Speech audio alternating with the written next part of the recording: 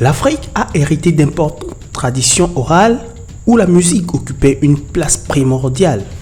Elle célèbre les ancêtres, accompagne les récits historiques, les contes, les poèmes, les proverbes, les spectacles. Omniprésente dans la vie des Africains, la musique accompagne et rythme la vie. C'est un moyen de se souvenir et d'affirmer son identité.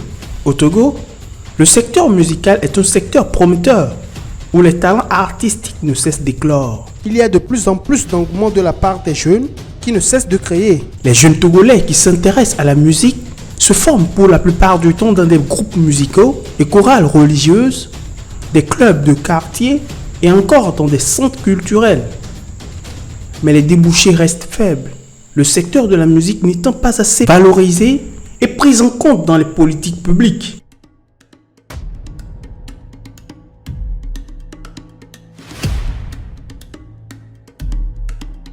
On pense très souvent qu'être artiste, c'est quelqu'un qui a raté sa vie. Alors qu'en fait, tous les artistes que je connais, c'est des gens super intelligents et super doués et qui ont choisi par passion ou par vocation d'être artistes parce qu'ils ont ce besoin profond de s'exprimer, voilà, et de parler pour des gens ou des gens qui leur ressemblent, quelque chose comme ça. Ensuite, nous sommes dans un secteur culturel qui n'est pas du tout organisé et donc tout le monde peut se revendiquer artiste ou acteur culturel, donc ce qui veut dire qu'il y a beaucoup d'amateurisme à toutes les échelles et dans toutes les corporations. Ça c'est le second, le côté informel et le côté non structuré. Et bien sûr après il y a aussi un problème de financement. Pour terminer, je pense qu'il y a également un problème de formation de professionnels.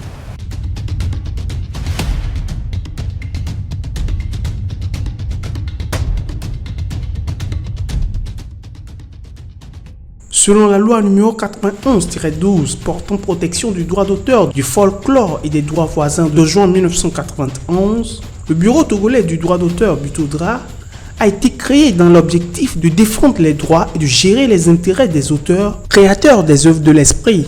Le Butodra collecte les redevances de droits d'auteur auprès des utilisateurs des œuvres et les reverse aux auteurs.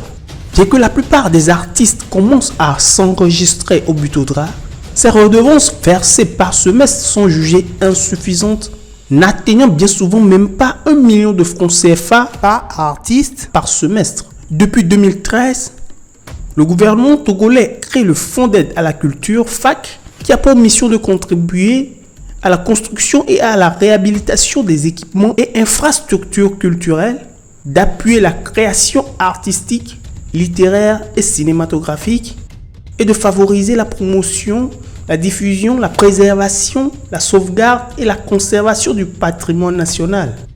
En 2019, 250 projets dans les 6 domaines culturels se sont partagés une enveloppe de 600 millions de francs CFA. Au Bénin, ce fonds avait atteint 3 milliards de francs CFA il y a 6 ans, soit 5 fois plus qu'au Togo. Dans ces conditions, l'attrait de l'étranger pour certains artistes musiciens qui commencent par avoir de la visibilité est grand. C'est parce qu'on n'arrive pas à trouver des solutions ici, les gens n'arrivent pas à vivre simplement. J'ai un fils, tu vois, j'ai un enfant, tu vois. Et si à un moment, supposons que je ne travaillais pas ici et que la crise arrive, comment est-ce que j'allais faire pour vivre tout simplement? Arrivé à un moment, il y a tellement un étau qui se resserre sur le jeune qui grandit, qui se rend compte qu'il a des responsabilités, alors que le pays ne lui donne pas les moyens de vivre de ce qu'il sait faire, de son talent. Il s'oblige à trouver des solutions et pour lui, l'une des meilleures solutions, c'est simplement quitter le pays et aller se refaire ailleurs.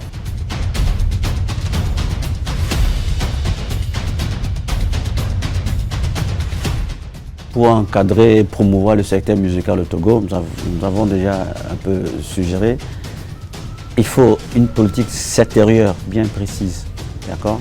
Rien pour la musique. Bien sûr, dans la politique culturelle du pays, on a prévu cette politique-là, mais bon, pour l'instant, elle attarde à arriver.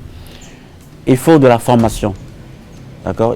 Il faut créer des institutions de formation carrément adaptées à la musique. Aujourd'hui, nous voyons que les TIC ou bien l'Internet peut faire beaucoup de choses. Donc on peut profiter aussi, créer, pourquoi pas, des classrooms Internet, pourquoi pas, des sites Internet pour ces artistes-là, pour promouvoir les œuvres. Je pense que la musique, c'est quelque chose de trop important pour être abandonné au privé à n'importe qui. Donc je pense qu'il est important que le pouvoir public intervienne plus fortement pour financer et structurer déjà. Ensuite, il faudrait qu'on comprenne que la musique, c'est un métier à part entière. Ce qui veut dire qu'il faut avoir fait une formation qui est dans ce sens. Il ne suffit pas seulement de se sentir appelé ou de pouvoir s'exprimer. L'artiste ne suffit pas pour construire un secteur musical. Il faut d'autres acteurs comme les promoteurs, les producteurs, les managers, le public. Enfin, il faut de tout pour pouvoir construire ce secteur. Et je pense qu'il est important que toutes ces personnes-là, tous ces profils soient formés. Le financement public joue un rôle crucial pour la vie culturelle, mais le budget de la culture, en particulier du ministère dédié, dépend fortement de l'évolution des dépenses générales de l'État, du taux de croissance, de la dette publique qui auront une influence majeure sur la poursuite ou non de la hausse du budget culturel de l'État.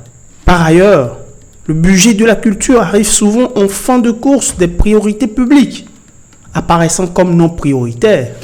Une politique volontariste est primordiale, tout comme le renforcement des partenariats bilatéraux pour augmenter les dotations à la culture. La Corée du Sud, par exemple, en a fait un véritable outil de soft power, mettant ainsi la musique au service de la puissance politique du pays. Sensibiliser la population à l'importance que revêt la culture dans le développement du pays est aussi indispensable pour que cette dernière soutienne les artistes et la production artistique nationale. La production culturelle permet à un pays de rayonner sur la scène internationale. Il permet aussi à ses populations d'être fières d'appartenir à ce pays.